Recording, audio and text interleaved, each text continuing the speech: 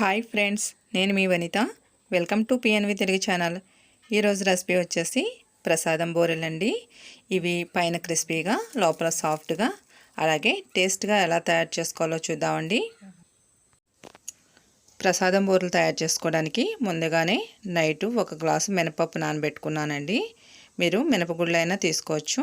ఇప్పుడు ఇది పిండి రుబ్బేసుకున్నానండి. చూసారు కదండి, ఈ విధంగా కొంచెం గట్టిగా వచ్చేటట్టు రుబ్బుకోవాలి. నెక్స్ట్ వచ్చేసి ఇందులోకి మనం వరిపిండి వేసుకుందాం. 1 గ్లాస్ మినపప్పుకి వచ్చేసి 2 గ్లాసుల వరిపిండి వేసుకుని కలుపుకోవాలి. పిండిలోకి మొత్తం కలిసేటట్టు కలుపుకొని కొద్దిగా వాటర్ పోసుకోవాలండి. అదే మనం బియ్యం తీసుకునేటట్టు అయితే 1 గ్లాసు మినపప్పుకి గ్లాసున్నర బియ్యం తీసుకోవాలి. ఈ విధంగా పిండి మొత్తం కలిసేటట్టు కలుపుకోవాలండి. వేరే బౌల్లో కొద్దిగంత పిండిని తీసుకుంటున్నాను. ఇందులోకి 1 స్పూను బెల్లం తీసుకున్నానండి. అలాగే చిటికెడు సాల్ట్ వేసుకొని మొత్తం కలిసేటట్టు కలుపుకోవాలి. ఇప్పుడు ఈ పిండి పక్కన పెట్టేసుకొని ప్రసాదం అనేది తయారు చేసుకుందామండి. 1 కప్పు బొంబాయి రవ్వ, అలాగే 1 కప్పు పంచదార, చిన్న బెల్లం ముక్కండి టేస్ట్ కోసం, అలాగే కిస్మిస్, జీడిపప్పు, నెయ్యి, యాలకుల పొడి. ఇప్పుడు ప్రసాదాన్ని తయారు చేసుకుందాం. ముందుగా స్టవ్ మీద కళాయిని పెట్టుకొని నెయ్యి వేసుకుందామండి. నెయ్యి వేడెక్కిన తర్వాత ఇందులోకి కిస్మిస్, జీడిపప్పు వేసి వేయించుకుందాం. ఇలాగా నేతిలో వేయించుకోవడం వల్ల మంచి టేస్ట్ అనేది ఉంటుందండి. చూసారు కదండి, మంచి కలర్ వచ్చాయి. ఇప్పుడు గిన్నెలో తీసేసుకుందాం.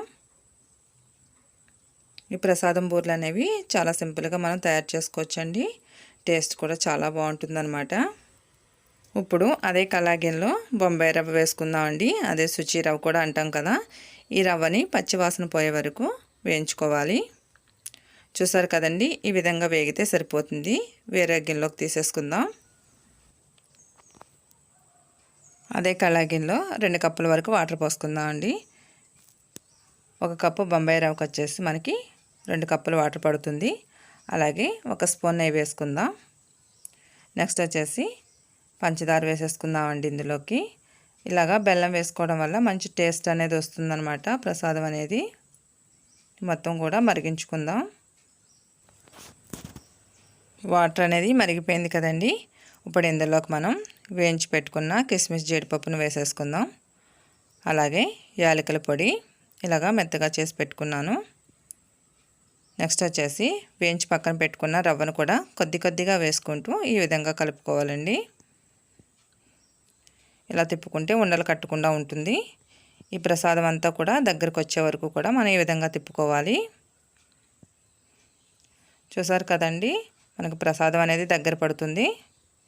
ఈ విధంగా తయారైతే సరిపోతుందన్నమాట. ఇప్పుడు స్టవ్ కట్టేసి కొద్దిగంత చల్లారనిద్దాం. రవ్వ అనేది వేడి తగ్గిందండి. ఇప్పుడు మనం చేతికి కొద్దిగంత నెయ్యి అప్లై చేసుకొని చేతికి అంటకుండా ఉంటుందన్నమాట. ఇలాగ అప్లై చేసుకున్న తర్వాత ఉండలు అనేవి చుట్టుకుందాం. చూసారు కదండి, ఈ విధంగా ఉండలు అనేవి మొత్తం కూడా చుట్టేసుకుందాం.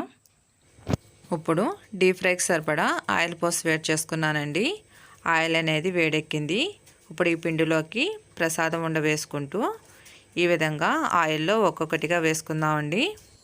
ఈ ప్రసాదం బూరెలు అనేవి చాలా టేస్ట్గా ఉంటాయన్నమాట. పిల్లలు కూడా చాలా ఇంట్రెస్ట్గా తింటారండి. నెయ్యి వేసి మనం చేస్తాం కాబట్టి టేస్ట్ కూడా చాలా బాగుంటుంది. ఇప్పుడు ఈ ప్రసాదం బూరెలు అనేవి మంచి కలర్ వచ్చే వరకు వేయించుకుందామండి. చూసారు కదండి, ఈ విధంగా కలర్ వస్తే సరిపోతుంది. ఎంతో సింపుల్గా మనకి ప్రసాదం బూరెలు అనేవి రెడీ అయిపోయాయి కదండి. అలాగే మీరు ఎవరైనా మన ఛానల్ కానీ ఫస్ట్ టైం చూసినట్లయితే ఛానల్ను సబ్స్క్రైబ్ చేసుకోండి. పక్కనే ఉన్న బెల్ బటన్ క్లిక్ చేస్తే నేను అప్లోడ్ చేసిన ప్రతి వీడియో మీకు వస్తుందండి.